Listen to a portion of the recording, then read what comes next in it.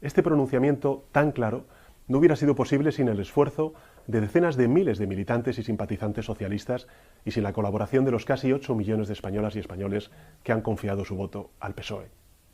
Se abre ahora un horizonte diferente, porque es el momento de consolidar el crecimiento económico, de reindustrializar España con el concurso de los fondos europeos, es el momento de crear más y mejores empleos hasta alcanzar el umbral del pleno empleo, es el momento de reforzar nuestro estado del bienestar. السلام عليكم مشاهدينا الكرام، مرحبا بكم مره اخرى. نتمنى نلقاكم في صحه جيده كما العاده. الخوت اليوم غادي نتكلم لكم على ردود الافعال اللي خلقها السفر ديال بيدرو سانشيز الى المغرب واختياره المغرب لقضاء عطلته الصيفيه هو والاسره ديالو.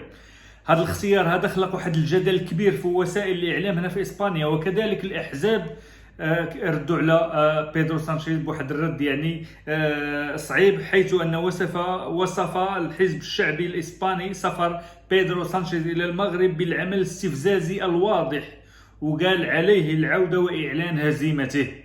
كذلك الخوت غادي نشوفوا الرد ديال وزير الدوله الاسباني اللي كينتمي للحزب ديال بيدرو سانشيز، رد على حزب فيخو برد واضح وعطاه التفاصيل، وقال له ماشي من حقك انك تدخل في العطله الشخصيه والعطله الاسريه ديال رئيس الحكومه بيدرو سانشيز. يعني الخوت مرة أخرى في الحملة الانتخابية كان المغرب حاضر وبقوة بين الأحزاب. الآن بعد الانتخابات الآن هما في معركة تشكيل الحكومة مرة أخرى. اسم المغرب يعود بقوة، والآن يعني كل واحد كيفاش كيجبدو. بيدرو سانشيز شنو هي الرسائل اللي بغى يوصل فعلا باختياره المغرب لقضاء عطلته الصيفية، وكذلك الأحزاب كيفاش ردوا عليه وسائل الإعلام. هنا كل شيء الخوت غادي نتكلموا فيه بالتفاصيل، لكن قبل غادي نخليكم مع التصريح ديال بيدرو سانشيز قبل يعني ذهابه الى العطله الصيفيه ديالو في المغرب. خلى واحد الفيديو ديال النصر وقال بانه هو اللي قادر على تشكيل الحكومه،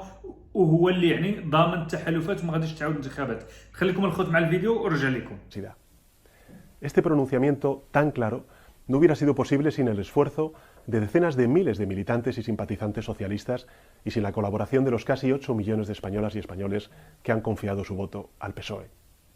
Se abre ahora un horizonte diferente, porque es el momento de consolidar el crecimiento económico, de reindustrializar España con el concurso de los fondos europeos, es el momento de crear más y mejores empleos hasta alcanzar el umbral del pleno empleo, es el momento de reforzar nuestro estado del bienestar. Podemos continuar el apasionante camino hacia la igualdad real y efectiva entre hombres y mujeres, podemos hacer del acceso a la vivienda la gran causa nacional de los próximos años, podemos hacer de España el país de referencia en la respuesta a las dos grandes revoluciones, la digital y la ecológica.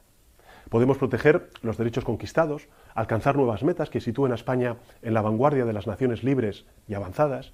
Es el momento de seguir reconstruyendo la cohesión política, social y territorial y dejar atrás el enfrentamiento estéril y la corrupción política. Estoy convencido de que existe una amplia mayoría social para seguir avanzando. Es más, estoy persuadido de que esta mayoría puede hasta incluso ampliarse hasta incorporar también a personas que se fueron distanciando del gobierno progresista por la fatiga de estos años tan duros o como consecuencia de la intensa propaganda desplegada por el dúo PP y Vox. Toca ahora traducir esa mayoría social en una mayoría parlamentaria en el Congreso de los Diputados, y es lo que vamos a hacer en cuanto se constituyan las Cortes. Trabajar para lograr una investidura que nos permita seguir avanzando 4 años más. Gracias a todos y a todas por vuestro apoyo. نعم الخوت، كما شفتوا في الفيديو بيدرو سانشيز قبل ما يمشي للمغرب وجد شغله كامل، عاد مشى يرتاح، عاد مشى اختار العطله يعني الصيفيه ديالو مع الاسره ديالو. كما شرحت لكم في الفيديو السابق، بيدرو سانشيز ما جاش واختار المغرب، اختار المغرب لدلالات عطاها الاحزاب هنايا، عطاها للشعب الاسباني بان المغرب راه صديق ديالنا، المغرب راه بلد جار، المغرب راه كتجمعنا معاه علاقات استراتيجيه، المغرب راه بلد امن، المغرب راه بلد يعني جميل، بلد سياحي، بلد يعني كتجمعنا معاه اتفاقيات كبرى، كتجمعنا معاه علاقات كبرى، عندنا شركات هنايا في المغرب. يعني عطى رسائل مهمه كما شرحت لكم في الفيديو السابق، لا داعي يعني لاعادتها مره اخرى. لكن كتعرفوا الاحزاب الاخرى باغا تهجم على بيدرو سانشيز بهذا الملف عاوتاني ديال المغرب، حيث انها دخلوا ليه في الحياه الشخصيه ديالو، بان هذا الفتره ديال العطله هو هز العائله ديالو مشى لكناري، من كناري اختار المغرب. لكن الاحزاب مره اخرى غادي يديروا نفس الخطا اللي داروا في الحمله الانتخابيه. الحمله الانتخابيه بقاو كيهاجموه بالمغرب، المغرب البوكس كيقول له الجاليه المغربيه المغرب كذا. فالاسبان ما بقاش كتدخل لهم هذه الهضره للرسم. علاش؟ لان الاسبان كيقول لك المغرب بلد جار، بلد صديق، كتجمعنا معاه روابط. الجاليه المغربيه من اول الجاليات اللي كتساهم في الاقتصاد الاسباني. اذا هذه العقليه ديال نهاجموا المغرب نهاجموا الجاليه ديالو غير واقعيه، لذلك مشاو مع بيدرو سانشيز. لذلك مره اخرى الحزب الشعبي عاوتاني والاحزاب اليمينيه كطيح في نفس الفخ انها كتهاجم بيدرو سانشيز في العطله ديالو الشخصيه. هو حر يمشي فين ما بغى. سمعوا الحزب الشعبي اش قال.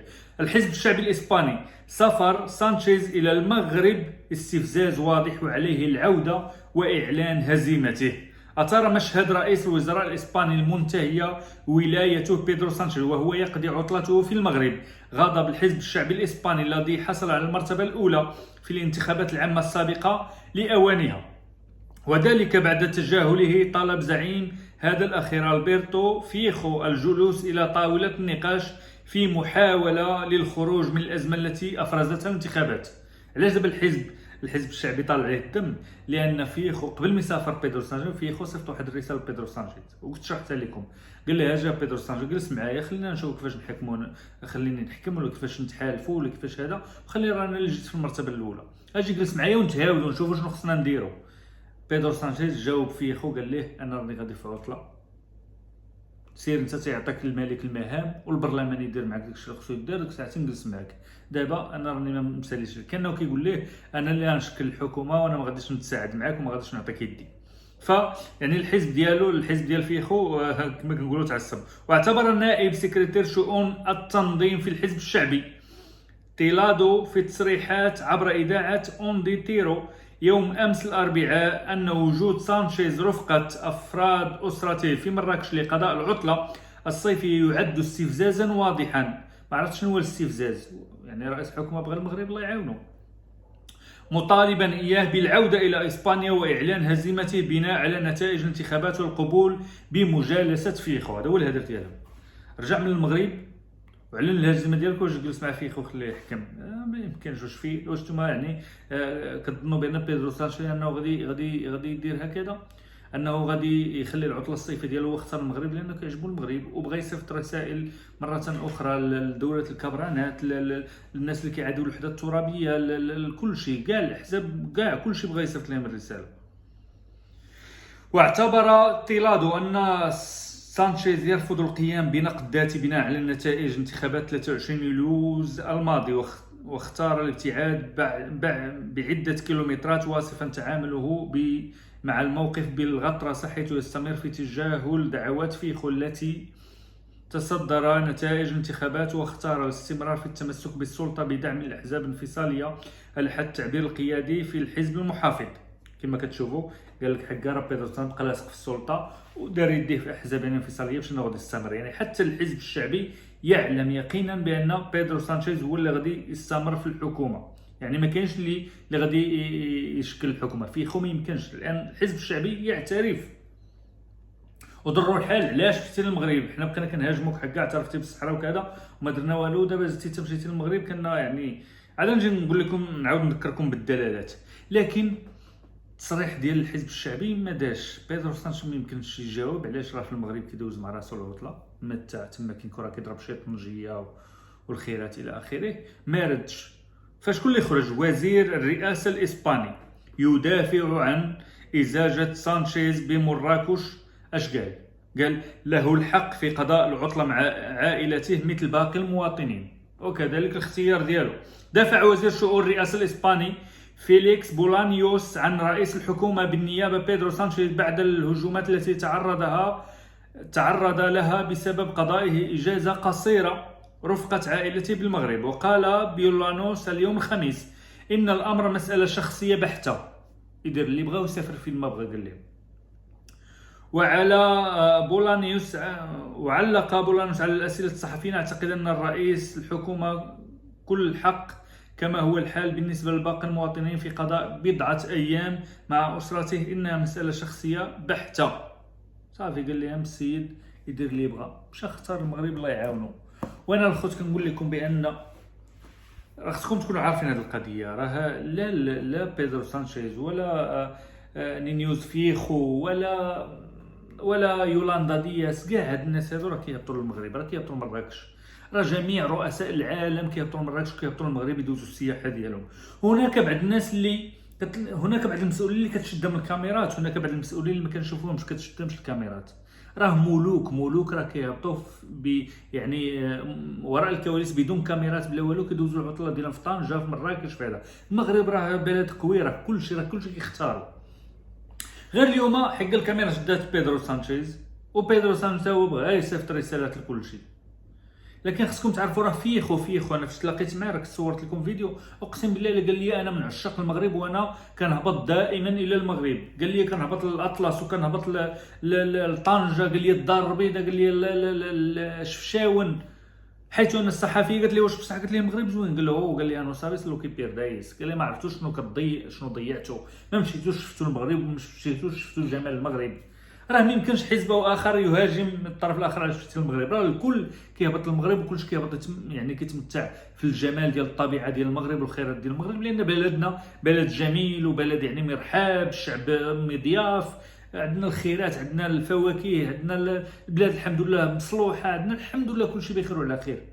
وهذا يدل على ان الزعماء كيخليو بلدان اوروبيه وبلدانهم ويذهبون الى المغرب. راه هذا كافي الحمد لله. اذا الاخوان نتمنى نكون وصلت لكم الفكره، ما تبخلوش علينا باللايكات والبارطاج. ما تكلمش لكم عن الاحزاب الاخرى راكم كتعرفوها، باسكال وكذا الحزب ديالو راه كاع كيضرب في بيدرو سانشيز هباط، لحيت المغرب هو اللي عيط ليه كذا وكيحاول انه كيضرب في بيدرو سانشيز. لا، بيدرو سانشيز ما مسوقش، كيدوز في العطل ديالو، الرساله صيفطها، الحكومه ضمنها، التحالفات ديالو موجدها، كيتسنى غير فيه خو واحد السؤال باش هو صافي يجمع الاحزاب ويدير الحكومه ديالو، يقدمها للملك ويدوز للبرلمان ياخذ الموافقه ويكمل في المسيره ديالو يعني في قياده اسبانيا. يعني هذا الملف هذا بيدرو سانشيز شدو ما بقى كاع كتسوق. اذا الاخوان احبكم في الله، ما تبخلوش علينا، عطونا نتوما الاراء ديالكم، اش بان لكم في زياره بيدرو سانشيز، واش فيها شي رسائل نتوما قريتوها او ماذا. اذا الى ذلك الحين احبكم في الله، الى اللقاء.